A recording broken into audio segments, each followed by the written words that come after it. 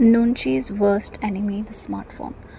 If ever there were proof that we need Nunchi now more than ever, it's the fact that people who walk while staring at their smartphones don't even notice a 2-ton car approaching. Many people hardly notice if a driver yells at them to pay attention because it seems as though society feels the driver's responsibility to notice that you're on the phone is equal to or greater than your responsibility to notice the oncoming car.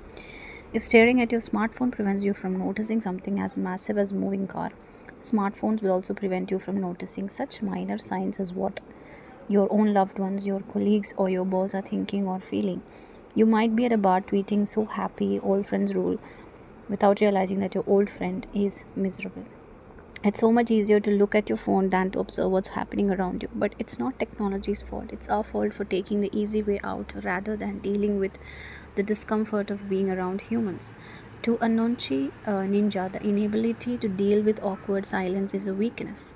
In fact, seeking out distraction has become such second nature that most people would practically have a nervous breakdown if there were a 30-second lull in a conversation.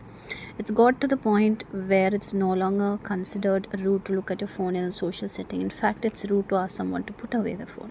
Teachers I know who vote never to allow their students to use phones in the classroom have all but capitulated. Smartphones haven't been around for long enough to see what the long term effects will be, but I guarantee that all other things being equal, those who are able to put away the phones and read the room will get much further in life. It's obvious to many of us that social media is not a good way to read people, which is why we compensate with ridiculous hyperbole, such as saying that picture was so impressive that it broke the internet or blew everyone's mind. Ordinary descriptors that you could use face to face seem insufficient on social media, hence the inflated language. To look at a small sample of how technology erodes Nunchi, we all have that friend who's constantly hoodwinked by horrible people they meet online.